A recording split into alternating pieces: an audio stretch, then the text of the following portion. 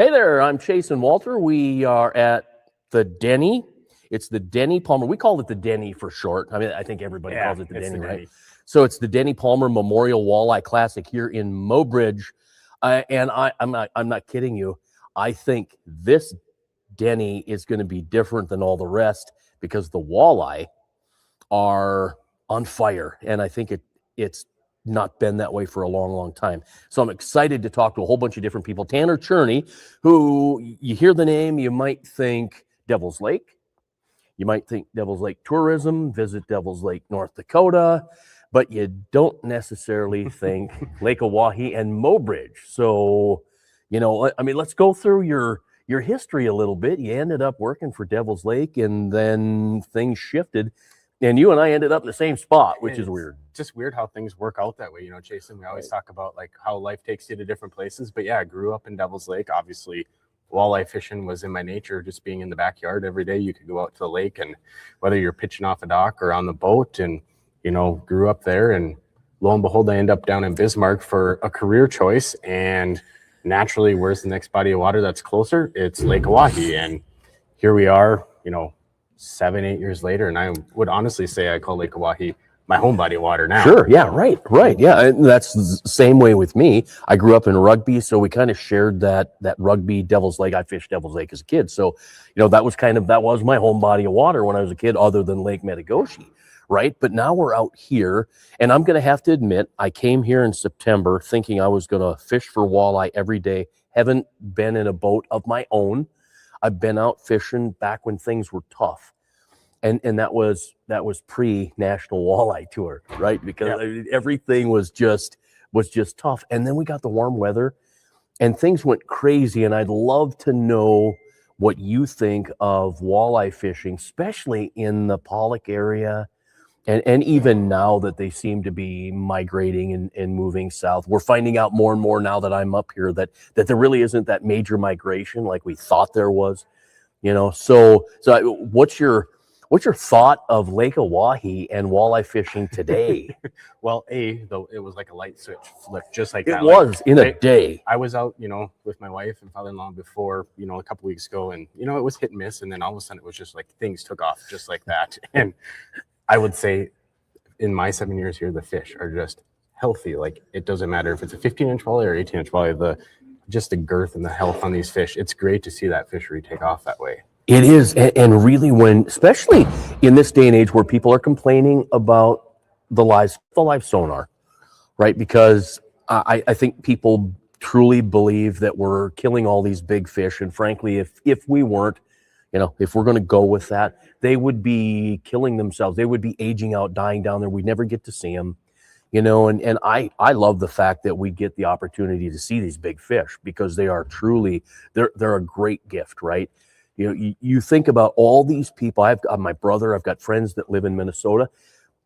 They really don't know what an over is like, you know. And my thought is, I've caught so many overs in the last 5 years that I just don't even care to catch a slot anymore. It's unreal. And like the cool thing to think about is, like, I grew up in Devil's Lake, and I've caught maybe one really big walleye in my 20-some years living there. And I come here in the last 7 years, I've caught 3-4 of that same caliber, and just like that, like So the 30-inch walleye, the 10-pound walleye, is still a fish of a lifetime on Devil's Lake, right? I'm even hearing Ashtabula and McConaughey is even producing some of them again now, finally. But this body of water is so full of them that we're seeing a fish of a lifetime almost daily. If you're watching resorts, if you're watching the guides and watching those social media posts, it's truly amazing. And you talk about the size of the health of the fish, right?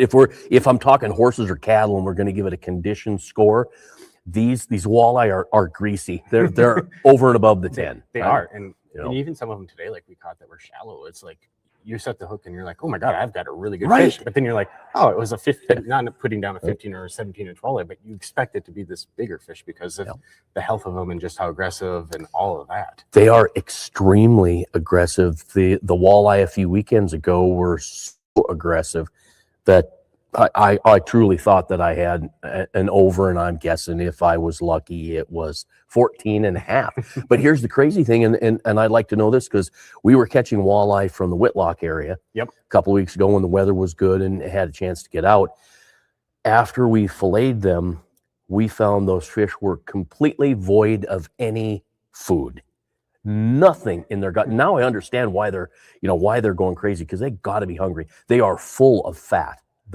That stomach cavity is so full of fat. It blows my mind. And I had that exact moment today when we were filleting some fish, and I looked at it and I'm like, okay, yeah, there isn't any food in there, but like just the fatness of that, like there is.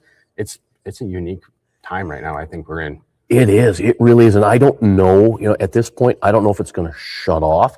Maybe once we start seeing some of those bigger bait clouds of younger fish, whether it's the young of the year, the herring, the gizzard shad, whatever it happens to be, right? Because we're seeing bait clouds, or at least I have in the last few trips I've been out.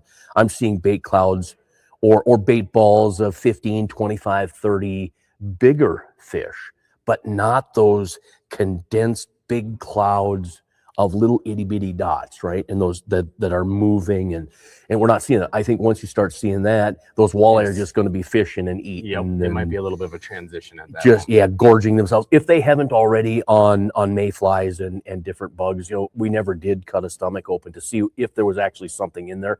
There isn't any. There's no meat in there. There's no protein there. If there's anything in their stomach, it's bugs. As I say, it could be a mayfly or something. Yeah, right. And those things. So okay, let's sum up. I think we could talk for another half an hour. But let's sum up the thought about tomorrow. So here again, we're faced with a situation where that final day of practice or pre-fishing is pretty doggone good, right? We've had 100%. You give it a grade A day, maybe an A+ day. Yep. And the fish, I've talked to a few people. The fish are still biting, but now tonight we've got a cold front that comes through. You dip down to pollock's probably going to be 47, 48. Don't know if people are going to head that way.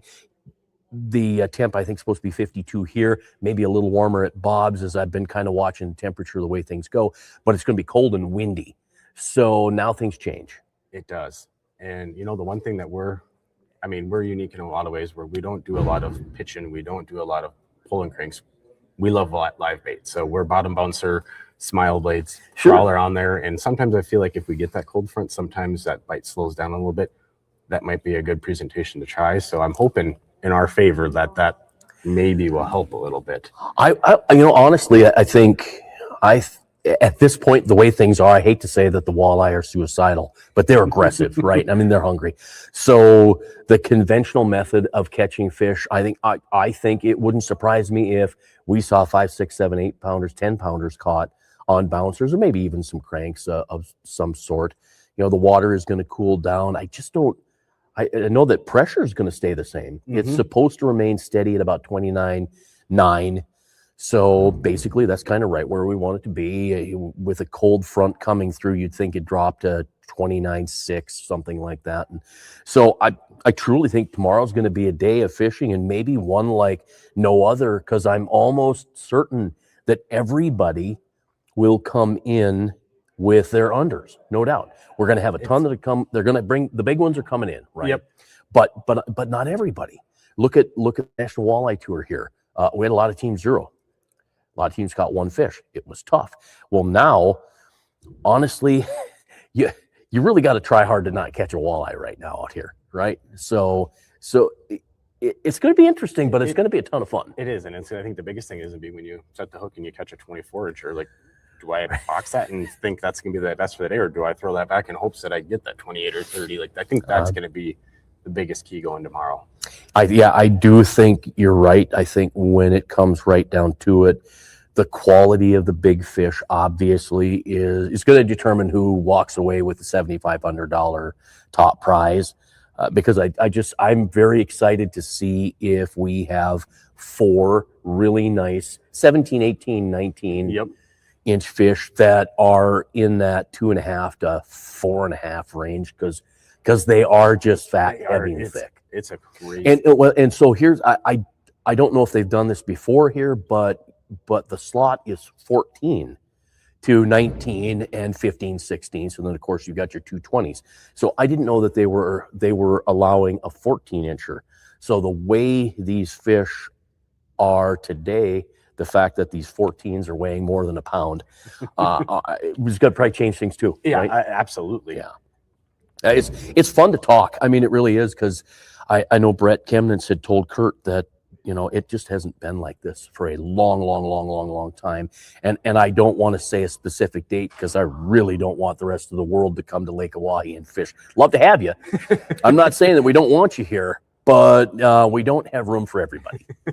and if the word gets out, I'm sure the word's already been out. Yeah, it's going to be pretty crazy. So you're going to stick with the conventional We're type? We're going to stick with the conventional type. We just love that way of fishing. And, sure. A couple of years ago, not every year do we produce a big fish with, but like 2 years ago, lo and behold, it was like 2 hours left in the tournament day, and we're in 7 feet of water with a 2-ounce bottom bouncer and a collar, and we caught a 30-inch walleye. Like, you just never know in this body of water what it could produce. And like today, we found fish in as shallow as 7, and we found fish out in 35, and like all with the same method. So it's just, it's fun. I think we're going to see that they're coming in all people that are pulling bouncers in shallower than you'd normally go, even 4 to 5 to 6 feet. Probably going to be quite surprised at the big walleye. But tomorrow we'll find out. Got takeoff at 8 a.m. and then 7 full hours of fishing. So weigh-in starts, got to be back at 3, weigh-in at 3 o'clock. And I believe 56 boats. So we're going to go with it. I appreciate you. We had a chance to talk for like 11, 12 minutes. It's been a while. We need to get on the boat together. I have told Kurt, because he teases me a lot, and all of my friends do, because I'm one guy fishing, and I said, one person says, want to go fishing? I'm not going to say no. I'm right there with my pole in my hand. So yeah, we need to get out and do some fishing. Whether it's a tournament or anything, like any day you can get out and fish, it's a good day. Yeah, isn't that the truth? Like, today was gorgeous. I wanted to go out, and then a few things changed the way my day went, and that's okay. I'm here now, excited for the Denny Palmer Memorial Walleye Classic here in Mobridge. Rules meeting tonight, but tomorrow the big full day of fishing. So we hope that you'll tune in the fishing crew on the Facebook page, and of course you can also see it on YouTube too. And then I think we're going to link the chamber, so should be able to get it in 3 different places. And we wish you good luck. I appreciate you taking the time with. Thank you very much. All right, we're going to keep it night rolling. We'll get a couple more guys to talk about walleye fishing here. I'm Chasen Walter with the fishing crew. It's the Denny Palmer Memorial